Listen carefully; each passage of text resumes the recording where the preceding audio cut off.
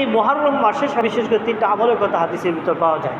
মুসলিম শরীফের 1163 নম্বর হাদিস, রাসূল করিম সাল্লাল্লাহু আলাইহি সাল্লাম বলেছেন, আফদালুস সিয়ামি বাদা রমাদান শাহরুল্লাহি মুহররম। আল্লাহর কাছে রমজান মাসের রোজার পরেই সবচেয়ে সম্মানিত রোজা কোনটি? এই মুহররম মাসের রোজা। এটা কিন্তু নির্ধারিত না, যে কোনো দিন আপনি রোজা রাখতে পারেন, একদিন দুই দিন লাগাতার রোজা রাখতে পারেন। এই রোজাগুলো আল্লাহর কাছে সবচেয়ে প্রিয়। মুসলিম শরীফের হাদিস কিন্তু। তাহলে একটা আমল পাইলাম, এই মাসে বেশি বেশি রোজা রাখা। এই মাসে কি করা? বেশি বেশি রোজা রাখা। এখন আমরা না বললে পরিবার পরিজনকে বলবো, চাচি করে বলে দিব, ইনশাআল্লাহ তারা রাখবে। মুহররমের 2 নম্বর আমল হইল আশুরার দিনে রোজা রাখা। কি রাখা? মুহররমের 2 নম্বর আমল আশুরার দিন রোজা রাখা। আশুরা কবে? 10ই মুহররম, 10 তারিখে, ঠিক না? এই ব্যাপারে রাসূল করিম সাল্লাল্লাহু আলাইহি সাল্লাম বলতেছেন, সিয়ামু ইয়াউমি আশুরা ইন্না আহতাসিবু ইলাল্লাহি আইয়ুকাফিরুস সানাতাল্লাতী ক্বাবলা সানাতাল বা'দা। এটা মুসলিম শরীফের 1162 নম্বর হাদিসে আল্লাহ রাসূল বলতেছেন, সিয়ামু ইয়াউমি আশুরা, আশুরার দিনে রোজা, ইন্নী আহতাসিবু ইলাল্লাহি, আমি আল্লাহর কাছে আশাবাদী, আইয়ুকাফিরুস সানাতাল ক্বাবলা ওয়াস সানাতাল্লাতী বা'দা, যে আল্লাহ তাআলা তার পিছনে 1 বছরের গুনাহ, সামনের 1 বছরের গুনাহ মাফ করে দিবেন। সুবহানাল্লাহ। এই অফারটা কিন্তু আল্লাহ তাআলা আরাফার দিনেও দিয়েছিলেন। আরাফা দিনে রোজা রাখলেও কি 1 বছরের সামনে কোনো 1 বছরের পিছনে করে মাফ করে দেন। কিন্তু এই 10ই মুহররম রোজা রাখলেও কি করেন? আল্লাহ তাআলা পিছনে 1 বছর আর সামনে 1 বছরের গুনাহ কি করেন? মাফ করে দেন। কথা বুঝা আসছে? এখন বলতে হুজুর 10ই মুহররম কি একদিন রোজা রাখবো? না, একদিন রোজা রাখা থেকে 2 দিন রোজা রাখাটা ভালো। আল্লাহ রাসূল সাল্লাল্লাহু আলাইহি সাল্লাম মক্কা থেকে মদিনায় গেলেন, ইহুদিরা রোজা রাখে।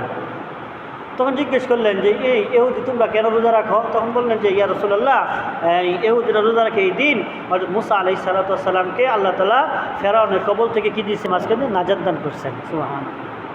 তো তাই নাকি? এই জন্য তারা রোজা রাখে। তখন আল্লাহ রাসূল বলতেছে, নাহনু আহাক্কু বিমুসা মিনকুম ওয়া আমারু বিসিয়াম ফাসামাহু ওয়া আমারু বিসিয়াম। আল্লাহ রাসূল কি করলেন? বললেন যে আমরা তো মুসা আলাইহিস সালামের সম্পর্কে আমরাই তো বেশি হকদার, আমরাই তো মুসা আলাইহিস সালামের সন্তানাদি, আমরাই তো তাওহীদবাদী, ওরা তো মুশরিক।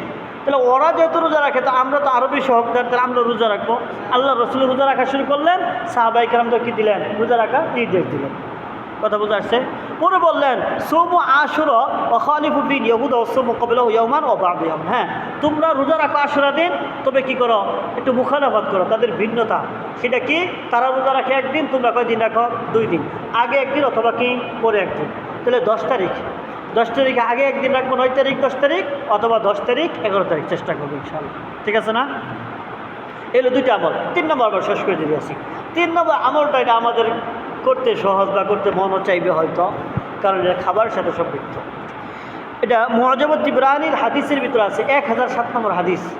রাসূল করিম সাল্লাল্লাহু আলাইহি ওয়াসাল্লাম বলেছেন, মান ওয়াসা আলা ইয়ালিহি ফি নাফকাতি ইয়াউম আশুরা ওয়াসাআল্লাহু আলাইহি সাইরা সানাতিহি।